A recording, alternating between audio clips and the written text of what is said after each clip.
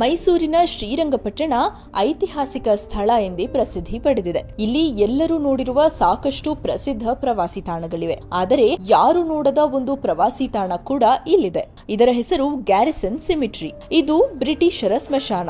ಇಲ್ಲಿ 300ಕ್ಕೂ ಹೆಚ್ಚು ವಿದೇಶಿ ಸೈನಿಕರ ಗೋರಿಗಳಿವೆ. ಇಲ್ಲಿರೋದು ಇಂಗ್ಲೆಂಡ್, ಸ್ವಿಟ್ಜರ್ಲ್ಯಾಂಡ್, ಫ್ರಾನ್ಸ್ ದೇಶಗಳ ಜನರ ಗೋರಿಗಳು. ಈ ಗೋರಿಗಳ ಮೇಲೆ ಸಮಾಧಿಯಾಗಿರುವ ವ್ಯಕ್ತಿಗಳು ಯಾರು, ಏಕೆ ಸತ್ತರು, ಯಾವಾಗ ಸತ್ತರು ಎಂಬ ಮಾಹಿತಿ ಇದೆ. ಆಗಿನ ಕಾಲದಲ್ಲಿ ಕೆಲವು ಮಹಿಳೆಯರು ಹೆರಿಗೆ ಸಮಯದಲ್ಲಿ ಸಾವನ್ನಪ್ಪುತ್ತಿದ್ರು. ಇನ್ನು ಕೆಲವರು ಟೈಫಾಯ್ಡ್ ಮತ್ತು ಪ್ಲೇಗ್ನಂತಹ ರೋಗಗಳಿಂದ ಮೃತಪಟ್ಟಿದ್ರು. ಮತ್ತೆ ಕೆಲವರು ಯುದ್ಧದಲ್ಲಿ ಮರಣ ಹೊಂದಿದ್ರು. ಇಂತಹ ನೂರಾರು ಜನರ ಗೋರಿಗಳು ಇಲ್ಲಿವೆ. ಈ ಕಥೆಗಳ ಪೈಕಿ ಗಮನ ಸೆಳೆಯುವುದು ಸ್ಕಾಟ್ ಎಂಬ ಸೈನಿಕನ ಪತ್ನಿಯ ಕಥೆ. ಸ್ಕಾಟ್ ಪತ್ನಿ ಕ್ಯಾರೋಲಿನ್ ಇಸಾಬೆಲ್ಲಾ ಹಾಗೂ ಅವಳ ಮಗು ಹೆರಿಗೆ ವೇಳೆ ಸಾಯುತ್ತಾರೆ ಎಂದು ಕೆಲವರು ಹೇಳಿದ್ರೆ, ಇನ್ನು ಕೆಲವರು ಇವರ ಸಾವಿಗೆ ಪ್ಲೇಗ್ ಕಾರಣ ಎನ್ನುತ್ತಾರೆ. ಸೈನಿಕ ಸ್ಕಾಟ್ ತನ್ನ ಪತ್ನಿ ಹಾಗೂ ಮಗಳು ಸತ್ತಾಗ ಮನೆಯಲ್ಲಿರ್ಲಿಲ್ವಂತೆ.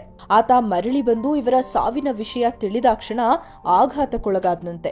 ಕೆಲವರ ಪ್ರಕಾರ ಸ್ಕಾಟ್ ಇಲ್ಲೇ ಕಾವೇರಿ ನದಿಯಲ್ಲಿ ಮುಳುಗಿ ಕೊನೆಯುಸಿರೆಳೆದ. ಇನ್ನು ಕೆಲವರು ಹೇಳುವ ಪ್ರಕಾರ ಈತ ತನ್ನ ತಾಯ್ನಾಡಿಗೆ ಮರಳಿದ.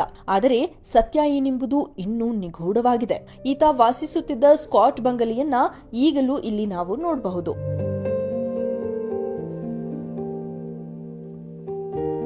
1799ರಲ್ಲಿ ಬ್ರಿಟಿಷ್ ಈಸ್ಟ್ ಇಂಡಿಯಾ ಕಂಪನಿಯು ಶ್ರೀರಂಗಪಟ್ಟಣ ಕೋಟೆಯನ್ನ ಮಿಲಿಟರಿ ಗ್ಯಾರಿಸನ್ ಆಗಿ ಪರಿವರ್ತಿಸಿತು. ಸ್ವಿಟ್ಜರ್ಲ್ಯಾಂಡ್ನಿಂದ ಬಂದ the Meuron regiment British East India ಕಂಪನಿಯ ಭಾಗವಾಗಿತ್ತು. ಈ ಸೈನ್ಯ 4ನೇ ಆಂಗ್ಲೋ ಮೈಸೂರು ಯುದ್ಧದಲ್ಲಿ ಬ್ರಿಟಿಷರ ಪರ ಹೋರಾಡಿತ್ತು.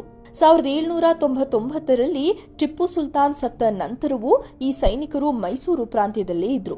ಈ ಸೈನಿಕರು ಹಾಗೂ ಅವರ ಕುಟುಂಬ ಸದಸ್ಯರನ್ನ ಅದೇ ಜಾಗದಲ್ಲಿ ಅಂತ್ಯ ಸಂಸ್ಕಾರ ಮಾಡಿ ಗೋರಿ ಕಟ್ಟಲಾಯಿತು. ಆ ಸ್ಥಳ ಗ್ಯಾರಿಸನ್ ಸ್ಮಶಾನ ಎಂಬ ಹೆಸರು ಪಡೆಯಿತು. 1800ರಿಂದ 1860ರವರೆಗೆ ಮೃತಪಟ್ಟ 80 ಸೈನಿಕರು ಹಾಗೂ 227 ಕುಟುಂಬ ಸದಸ್ಯರು ಸೇರಿ ಒಟ್ಟು 307 ಗೋರಿಗಳು ಇಲ್ಲಿವೆ.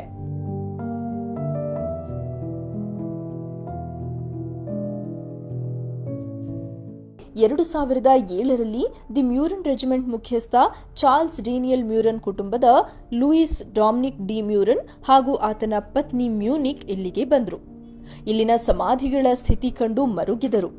ಸ್ಮಾರಕದ ಉಳಿವಿಗಾಗಿ ರಾಜ್ಯ ಪ್ರಾಚ್ಯವಸ್ತು ಸಂಗ್ರಹ ನಿರ್ದೇಶನಾಲಯದ ಸಹಾಯದೊಂದಿಗೆ ಜೀರ್ಣೋದ್ಧಾರ ಆರಂಭಿಸಿದ್ರು. ಎಲ್ಲಾ ಗೋರಿಗಳ ಮಾಹಿತಿಯುಳ್ಳ QR ಕೋಡ್ ಅನ್ನ ಅಳವಡಿಸಿದ್ರು.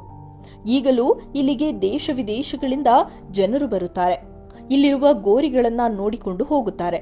ಇನ್ನು ಕೆಲವರು ಇತಿಹಾಸದ ಬಗ್ಗೆ ಆಸಕ್ತಿ ಇರುವವರು ಇಲ್ಲಿ ಸಂಶೋಧನೆಗಾಗಿ ಬರುತ್ತಾರೆ. ಹೀಗೆ ವಿವಿಧ ಜನರು ಇಲ್ಲಿಗೆ ಬಂದು ಇದನ್ನ ನೋಡಿ ಹೋಗಿದ್ರೂ ಕೂಡ ಈ ಜಾಗ ಬಹಳಷ್ಟು ಜನರಿಗೆ ಇನ್ನೂ ಅಪರಿಚಿತ. ಈ ಸ್ಮಶಾನದ ಗೇಟ್ಗಳನ್ನ ಬೆಳಿಗ್ಗೆ 10ರಿಂದ ಸಂಜೆ 4ರವರೆಗೂ ತೆರೆದಿರಲಾಗುತ್ತೆ.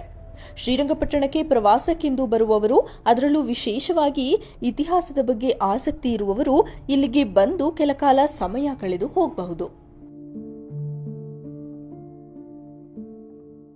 ಮೈಸೂರಿನ ಬಗ್ಗೆ ಇನ್ನಷ್ಟು ಕುತೂಹಲಕಾರಿ ಮಾಹಿತಿಗಳನ್ನು ತಿಳಿದುಕೊಳ್ಳೋಕೆ ಈಗಲೇ ನಮ್ಮ ಚಾನೆಲ್ ಅನ್ನು ಸಬ್ಸ್ಕ್ರೈಬ್ ಮಾಡಿ.